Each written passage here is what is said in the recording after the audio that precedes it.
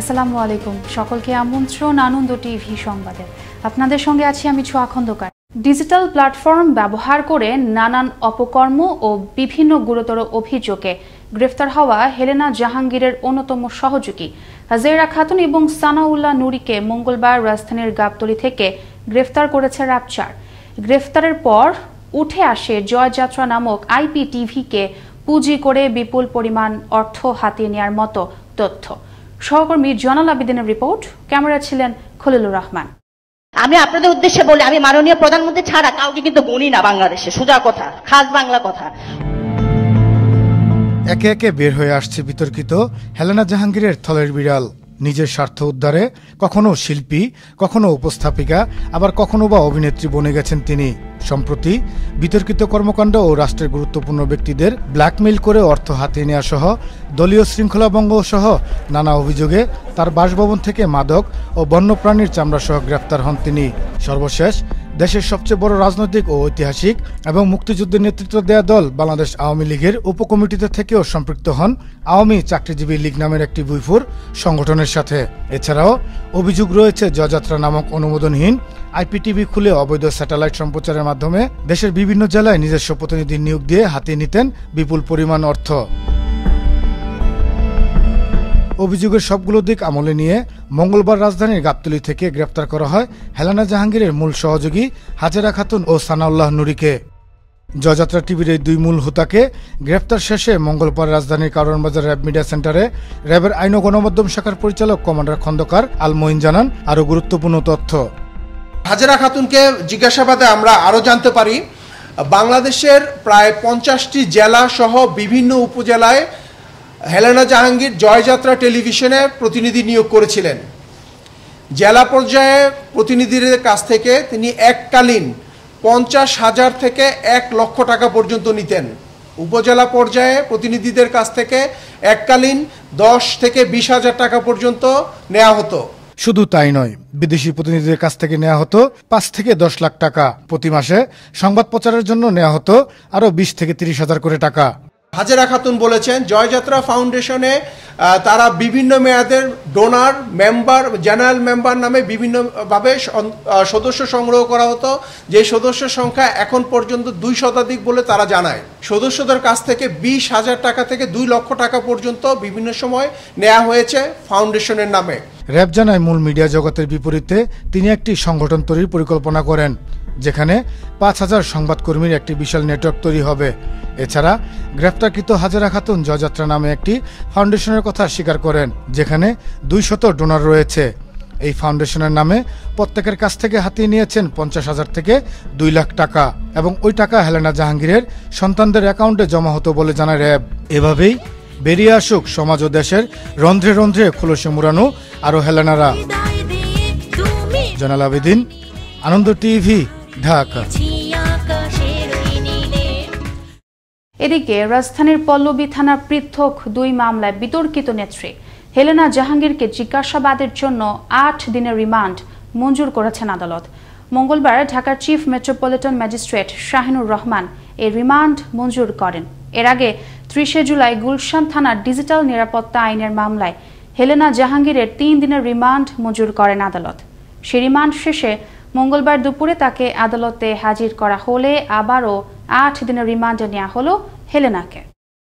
শেষের দিকে গার্মেন্টস খোলার সিদ্ধান্ত ছাড়া বেশ কঠোরভাবেই শেষ হতে যাচ্ছে এবারে 14 দিনের কঠোর বিধিনিষেধ। প্রধান সড়কগুলোতে গণপরিবহন না চললেও ছিল ব্যক্তিগত গাড়ি, মোটরসাইকেল ও রিকশার অবাধ চলাচল। সহকর্মী মুসামিয়া প্রতিবেদনে আরো জানাচ্ছেন ফয়সাল মাহমুদ, ক্যামেরা ছিলেন শাহিন রেজা। লকডাউনের শুরুতে পুলিশের চেকপোস্টগুলোতেও যেমন কড়াকড়ি ছিল, এখন তা দেখা যাচ্ছে না।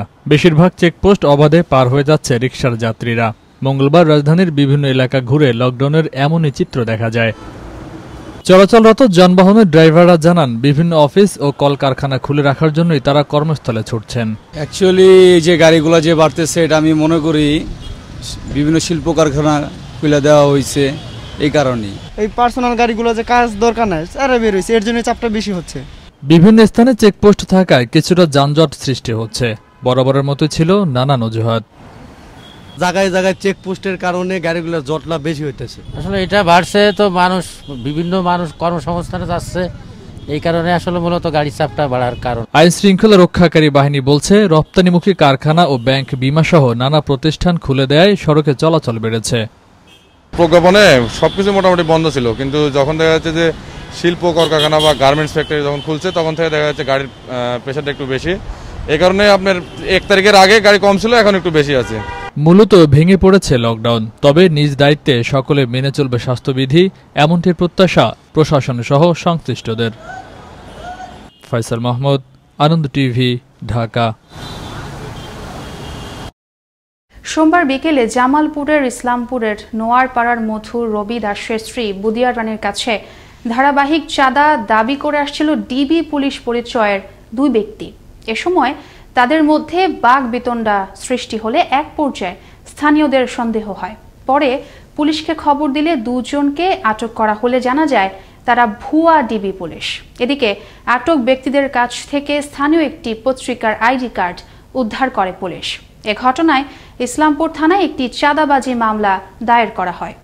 সোমবার সন্ধ্যায় নাটোরে এক মানব পাচারকারী ও এক ধর্ষককে গ্রেফতার করে RAB 5 company commander major Sanria Chowdhury জানান, সোহরাব হোসেন ও মোহাম্মদ আলী সিংড়ার কাচারিপাড়া গ্রামের 15 বছরের এক মেয়েকে চাকরি দেওয়ার প্রলোভন দেখিয়ে অপহরণ করে। পরে মেয়েটিকে পাচারের উদ্দেশ্যে সদর উপজেলার বাকরম উত্তরপাড়া এলাকার সানোয়ার ইসলামের বাড়িতে আটকে রাখে। এ সময় সানোয়ার তাকে একাধিকবার শ্লীলতাহানি করে। এ ঘটনায় মেয়ের মা বাদী হয়ে সিংড়া থানায় মামলা দায়ের করলে অভিযানে নামে র্যাব। গ্রেফতার করা হয় অভিযুক্ত 2 জনকে। নোয়াখালীর বেগমগঞ্জের পূর্ব একলাশপুর দাউদ ইব্রাহিম নামের একটি এতিমখানা ও নুরানি মাদ্রাসায় দুষ্কৃতিকারীদের দেয়া খাদ্য খেয়ে বিষক্রিয়ায় মৃত্যু হল এক শিক্ষার্থীর।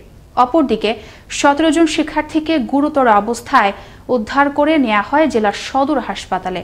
এদিকে জেলা প্রশাসক খোরশেদ আলম খান রাতেই অসুস্থ শিক্ষার্থীদের চিকিৎসার খোঁজ খবর নিতে হাসপাতাল পরিদর্শন করেন।